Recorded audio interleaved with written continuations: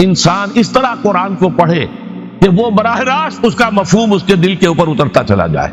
جیسے علامہ اقبال نے کہا ہے کہ تیرے ضمیر پہ جب تک نہ ہو نزول کتاب، گرہ کشا ہے نہ راضی نہ صاحب کشاف. قرآن تو تمہارے اپنے قلب پر نازل ہونا چاہیے. اور یہ اصل میں ان کے والد نے کہا تھا ان سے. بالکل بچپن میں علامہ اقبال چھوٹے سے بچے تھے، ان کے والد تھے ذرا صوفی منش آدمی تھے، وہ شیخ نور محمد. وہ آئے فجر کی نماز مسجد سے پڑھ کر آئے تو دیکھا کہ اقبال جو ہے بچہ وہ قرآن پڑھ رہا بیٹھا ہوا. اس نے کہا والد نے کہ بیٹے تم یہ قرآن کیسے پڑھتے ہو؟ اب وہ حیران ہوا بچہ، یا بجان بس میں پڑھتا ہوں قرآن جیسے پڑھتے ہیں، آپ کا مطلب کیا ہے؟ کہا بیٹے قرآن ایسے پڑھا کرو کہ جیسے یہ تم پر نازل ہو رہا ہے، یوں سمجھو کہ تم پر نازل ہو رہا ہے، تم مخاطب ہو. اب اس چیز کو انہوں نے اپنے اس شعر میں ادا کیا. تیرے ضمیر پہ جب تک نہ ہو نزول کتاب، گرہ کشا ہے نہ راضی نہ صاحب کشاف. جیسے یہ قرآن قلب محمد پر نازل ہوا تھا، فَإِنَّهُ نَزَّلَهُ عَلَىٰ قَلْبِكَ، جبرائیل نے یہ اے نبی اے محمد آپ کے دل پر اتارا ہے. تو جب تک ہمارے بھی دل پر نہیں اترے گا تو قرآن مجید جو ہے وہ ہمیں انسپائر نہیں کر سکے گا. ترجمہ آپ پڑھیں گے، کچھ آپ کو معلوم ہو گیا اس کا مطلب یہ ہے. تفسیر پڑھا، اچھا جی ٹھیک ہے فلاں مفسر نے یہ لکھا ہے، فلاں نے یہ لکھا ہے، یہ معلومات تو مل جائیں گی، لیکن وہ اندر سے جو موٹیویشن ہوتی ہے، اندر سے جو جذبہ ابھرتا ہے، اندر سے جو ایمان جو ہے ایک چشمے کی طرح قلب کی گہرائیوں سے ابلتا ہے، وہ نہیں ہوگا. وہ اسی وقت ہوتا ہے کہ جب وہ انٹلیکچوئل آدمی جو ہے وہ کم سے کم اتنی تکلیف ضرور کرے کہ اتنی عربی سیکھ لے کہ عربی جو ہے قرآن مجید اس کے براہ راست قلب پر نازل ہو سکے. وہ ترجمہ نہ دیکھے. اب ایک آیت پڑھی پھر ترجمہ دیکھا، پھر دیکھا اس میں نمبر 11 لکھا ہوا ہے، حاشیہ میں جا کر دیکھا نمبر 11 یہاں ہے، وہ دیکھا، تسلسل تو ٹوٹ گیا. اب وہ بات نہیں رہی. اور ترجمہ جو ہے وہ سبھی جانتے ہیں، دنیا میں ہر بچہ بھی سمجھ لے گا کہ غالب کا کوئی شعر ہو اور وہ آدمی پڑھ کے جھوم جاتا ہے کہ کیا بات کہی، اسی کا انگریزی میں ترجمہ کر دیجئے. اب اس میں کچھ بھی نہیں. آپ نے مفہوم تو بیان کر دیا انگریزی میں، لیکن جو تاثیر ہے اس غالب کے شعر کی وہ انگریزی میں منتقل نہیں ہو سکتی. تو قرآن مجید کا کچھ نہ کچھ مفہوم تو ترجمے سے معلوم ہو جائے گا، قرآن کی تاثیر ترجمے سے نہیں حاصل ہو سکتی، تفسیر سے نہیں حاصل ہو سکتی.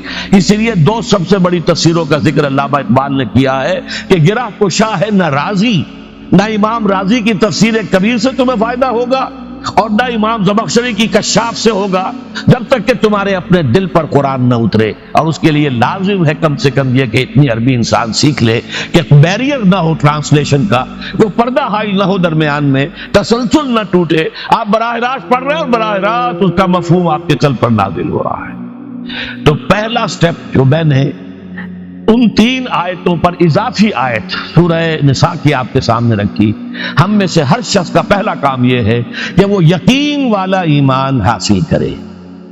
عام آدمی کے لیے صاحب یقین کی صحبت بھی مفید، عام آدمی کے لیے عمل سے بھی یقین پیدا ہوتا ہے، لیکن انٹلیکچوئل کے لیے، ذہین کے لیے، فہیم انسان کے لیے، انٹیلیجنسیا جسے آپ کہتے ہیں، اس کے لیے لازم ہے کہ وہ قرآن مجید کی گہرائیوں میں غوطہ زنی کرے اور قرآن اس کے اپنے قلب کے اوپر نازل ہو تو کہیں جا کر وہ قرآن کو سمجھے گا. چنانچہ علامہ اقبالی کا ایک اور شعر میرے ذہن میں آیا ہے، وہ میں آپ کو سنا دوں.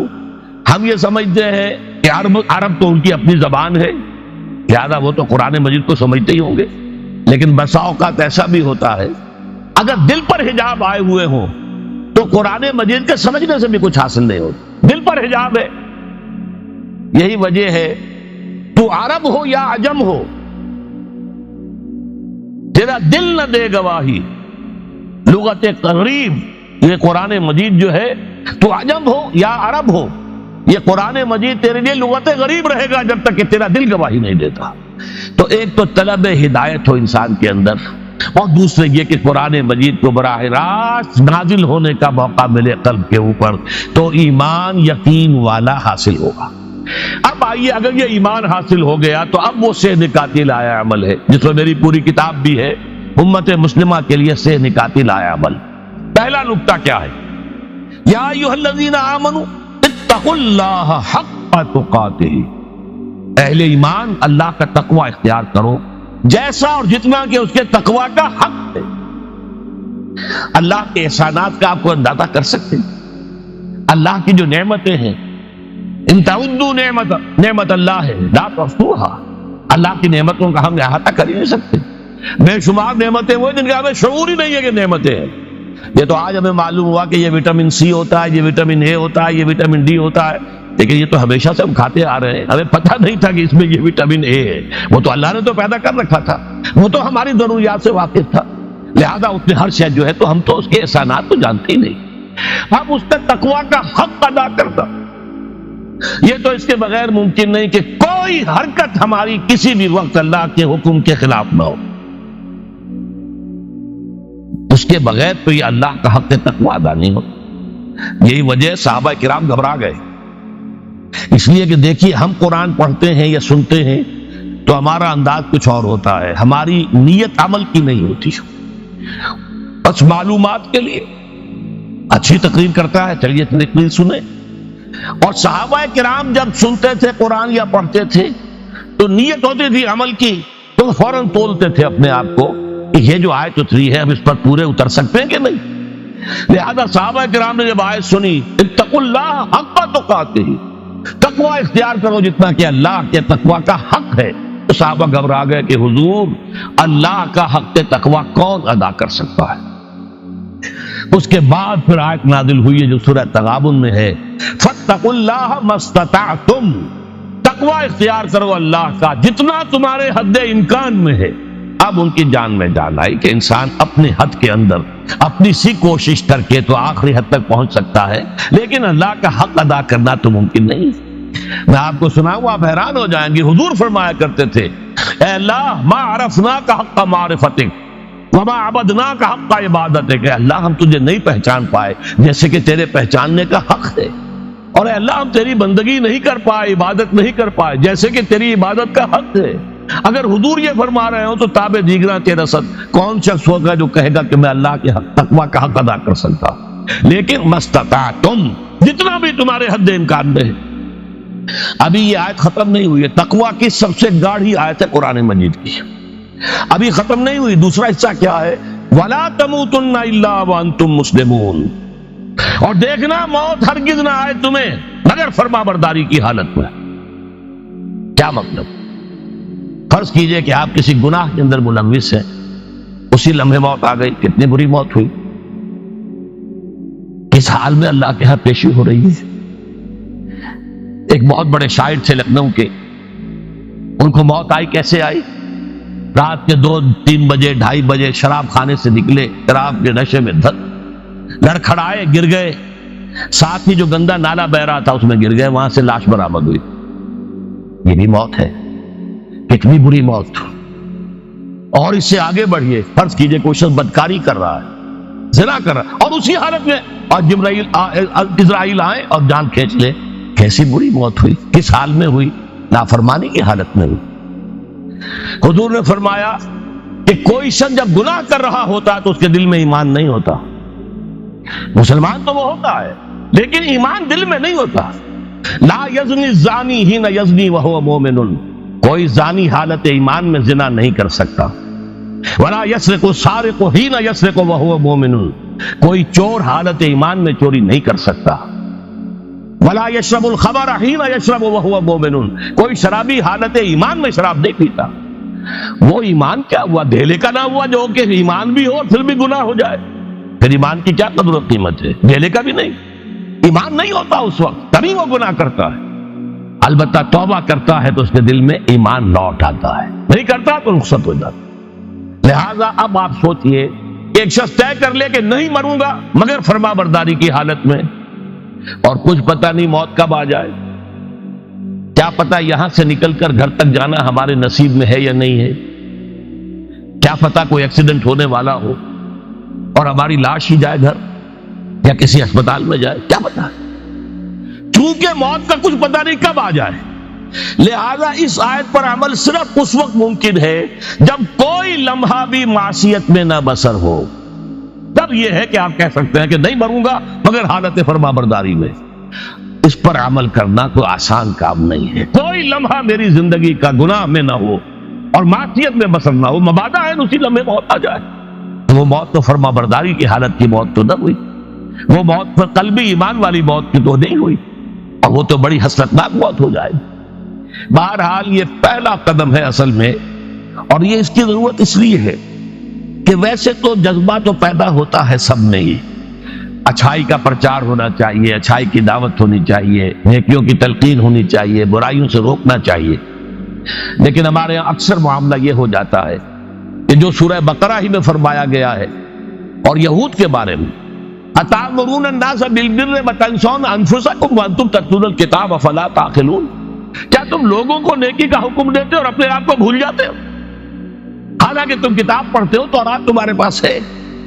تو یہ نہ ہو کہ لوگوں کے لیے تو جو ہے دوسروں دیگرا راہ نصیحت اور خود راہ فصیحت، یہ نہیں، بلکہ یہ سب سے پہلے اپنے کردار کو پاک کرو اور صاف کرو، اپنے کردار میں سے معصیت کو، حرام کو نکال باہر کرو۔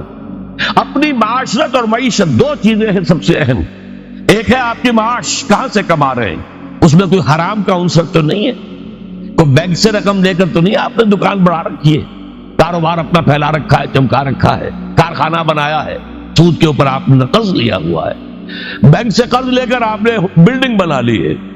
اگر یہ کام کیا تو آپ کی تو معیشت حرام کی ہو گئی، یا اور کوئی کام ہے، آپ غلط کام کر رہے ہیں۔ اب یہی جو منشیات کا دھندا ہے، کروڑوں اربوں کا معاملہ ہوتا ہے، جب کوئی پکڑی جاتی ہے تو آپ کہتے ہیں اتنے کروڑ کی ہیروئن پکڑی گئی، اتنے ارب ڈالر کی ہیروئن پکڑی گئی، ہوتا کیوں؟ یہ تو دنیا کا سب سے بڑا کاروبار ہے اس وقت، لیکن حرام کاروبار ہے، جو کھا رہے ہیں حرام کھا رہے ہیں۔ تو پہلی بات یہ ہے کہ جب تک کہ اشخاص اور افراد، اس لیے کہ امت جو ہے وہ بنتی ہے اشخاص سے مل کر، امت آسمان سے تو نہیں آتی، لوگ مل جل کر ایک جماعت بناتے ہیں، مل جل کر ایک امت بنتی ہے۔ تو اب اگر جیسے کہ ایک فصیل ہے بڑی اور وہ اینٹوں سے بنی ہوئی ہے، تو اینٹیں پختہ ہوں گی تو فصیل پختہ ہے، ایک تو اینٹیں پختہ ہونی چاہیے اور دوسرے سیمنٹ سبسٹنس جو لگا ہوا جوڑنے والا مسالہ، وہ مسالہ مضبوط ہونا چاہیے، تبھی وہ فصیل جو ہے وہ مضبوط ہوگی۔ تو پہلی کام کیا ہے کہ ہر اینٹ جو ہے وہ مضبوط ہو جائے۔ اللہ تعالیٰ نے فرمایا سورہ رعد میں، ان اللہ لا یغیر ما بقوم حتی یغیروا ما بانفسہم، کسی قوم کی حالت اللہ نہیں بدلتا جب تک کہ وہ اپنے اندر اپنے نفس کی حالت کو نہیں بدلیں گے۔ پہلے اندر اپنے آپ کو بدلو، پہلے حلال پر اکتفا کرو، حرام سے اجتناب کرو، گھروں میں شرعی پردہ نافذ کرو، شرعی پردہ، یہ رواجی پردہ نہیں، شرعی پردہ۔ پوچھئے علماء سے کس کس سے پردہ ہے، کس کس کے سامنے عورت آ سکتی ہے بغیر حجاب کے، کون ہے محرم، پوچھئے، اور چیزیں بھی پوچھتے یہ بھی پوچھئے نا ان سے، پھر اس پر عمل کیجئے۔ اگر آپ اپنے گھر کے اندر پردہ نافذ نہیں کرتے اور شکوہ کرتے جی بڑی عریانی دنیا میں پھیل رہی ہے، تو آپ کو شکوہ کرنے کا حق نہیں، عریانی ہے، بے حجابی ہے، بے پردگی ہے، فحاشی ہے، پھیل رہی ہے، کیوں؟ ہم نے خود اپنے گھروں سے پردہ نکال دیا، جس کے بعد دو پیسے آ گئے سب سے پہلا کام یہ کیا کہ برقع اتار دیا، معلوم ہوا کہ یہ تو غربت کی علامت تھی، یہ تو گویا کہ دقیانوسیت کی علامت تھی۔ تو ہمیں یہ سوچنا چاہیے، ہماری معاشرت، اب کسی نے قانون تو ہمارے اوپر نافذ نہیں کیا ہے کہ عورتیں پردہ نہ کریں، اللہ کا شکر ہے آج تک پاکستان میں تو ایسا نہیں ہوا ہے، مسلمان ملک ایک ترکی بھی ہے، وہاں عورت اپنا سر بھی نہیں ڈھانپ سکتی۔ آپ کو اپنے اخبار میں آپ نے پڑھا ہوگا، ایک ممبر آف پارلیمنٹ ان کی آ گئی تھی کہ جس نے صرف سر ڈھانپا ہوا تھا، سکارف رکھا ہوا تھا سر پر، اس جرم کی پاداش میں اس کی وہ اسمبلی کی ممبرشپ بھی گئی اور ترکی کی سٹیزن شپ بھی گئی۔ ہمارے ہاں تو نہیں، جس گھر سے بھی پردہ نکلا ہے اپنی مرضی سے نکلا ہے، جس نے بھی چھوڑا ہے اپنے ارادے سے چھوڑا ہے، کسی نے آپ پر لازم نہیں کیا۔ تو پہلا کام دیکھیے اصلاح معاشرہ کا، پہلے اپنے آپ کو بدلو، اپنے آپ کو ٹھیک کرو، اپنے کردار کو، اور دونوں اعتبارات سے اپنی معاش اور معاشرت، معاش آپ کی جو بھی کمائی ہے جس پر آپ کا گزارا ہے اس میں کوئی حرام کی آمیزش نہ ہو، معاشرت جو رہن سہن ہے، باقی ظاہر بات ہے چور کا ہاتھ تو آپ نہیں کاٹ سکتے، وہ تو جب تک قانون نہ بنے اور وہ نظام نہ بدلے، زانی کو آپ سنسار نہیں کر سکتے جب تک کہ شریعت کا قانون جو ہے اس کی بالادستی نہ ہو جائے، وہ آپ نہیں کر سکتے، سود آپ ختم نہیں کر سکتے جب تک کہ وہ نظام حکومت ختم نہ کرے، ورنہ تو ہر ایک جو ہے پورے ہمارے نظام کا جو ہے تانا بانا سود پر ہے۔ لیکن خود تو اپنے آپ کو بچا سکتے ہو، ڈائریکٹ انوالومنٹ تو نہ ہو سود میں، خود تو سود پر قرض نہ لو، خود تو اپنی بچت وہاں رکھ کر اس پر سود نہ کھاؤ، اور فکس ڈپازٹ رکھ کر جو ہے سود نہ کھاؤ، کم سے کم ان دونوں اعتبارات سے جب تک کہ ہم اپنے آپ کو، تقویٰ تو بہت اونچی چیز ہے، اور تقویٰ بھی وہ جتنا کہ اللہ کے تقویٰ کا حق ہے تو بہت اونچی بات ہے، کم سے کم جو صریح حرام ہے اس سے تو بچے نا۔